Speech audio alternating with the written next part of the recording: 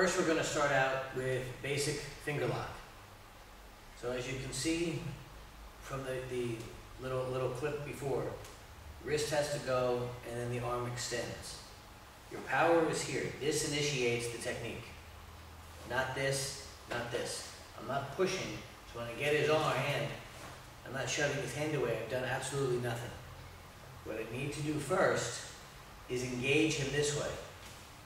Once I see his shoulder drop, now I will continue rolling so I can bring him down.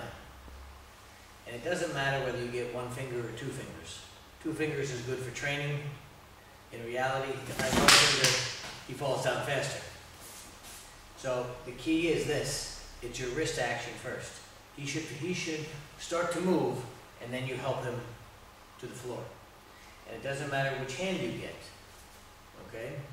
The principle that you need to focus on is when I get the hand, the fingers, he goes in the direction that his palm goes. If his palm is pointing to the floor, he starts to go down. If I turn my hand and his palm points that way, he starts to move that way. If his palm points this way, he starts to move that way. If his palm points up, he starts to rise up.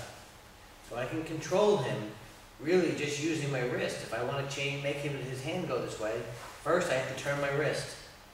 I'm not swinging like this. It's all short, tight, where you can move, where you can control.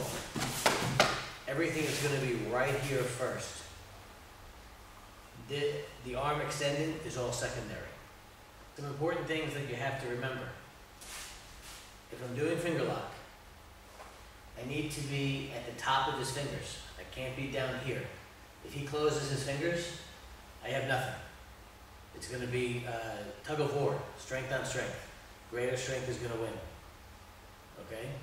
So when I have the fingers extended like this, I want to have my pinky along these knuckles over here.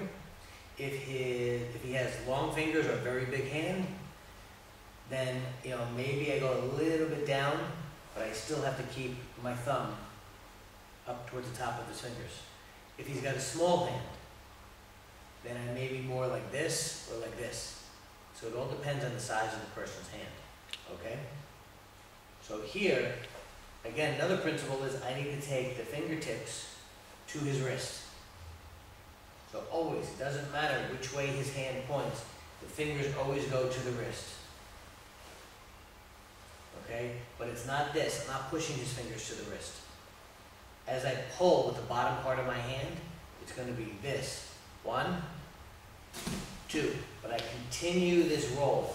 I continue that motion as I push him down. It's not, here I did good.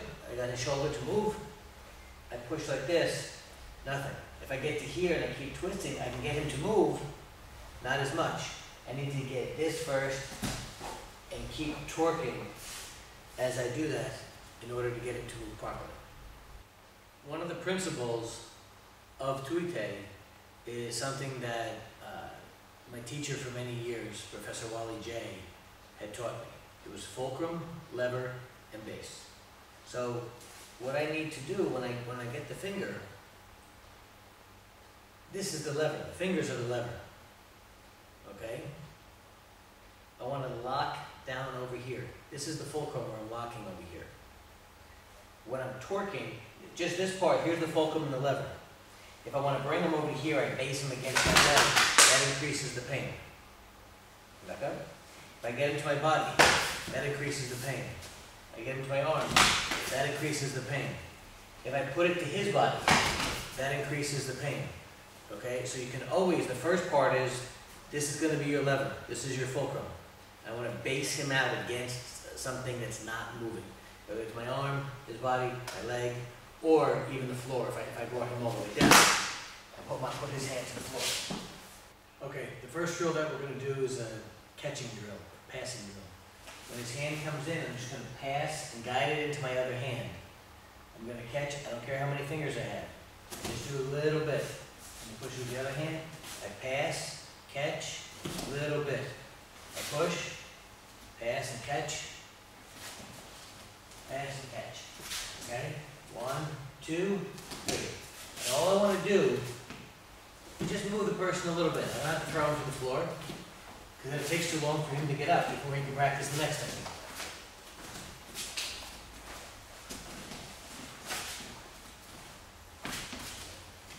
And you can also practice into here. And turn. Turn the wrist so you can move them. It's all the same. Pass, torque the wrist, guide him to you. Pass, torque your wrist, not his wrist.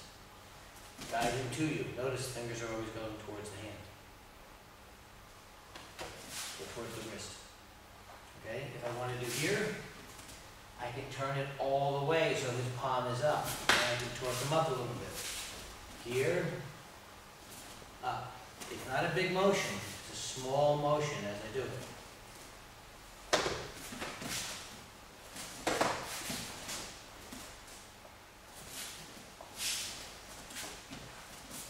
And even if you grab too high on the fingers, as long as you pull back with the bottom part of your hand and push with the top part of your hand, you're still going to get the desired result. If you're over here, then you can now base it out against your body, and now you increase the pain as you do it. Okay? Give that a try. If he goes to push, and I parry with the inside hand instead of the outside hand, I'm not going to try to grab over here. It's too restrictive. Keep your hands in the same position. Catch the last two fingers. Gently torque. The idea is the same. He pushes with this hand, parry, grab, gently torque.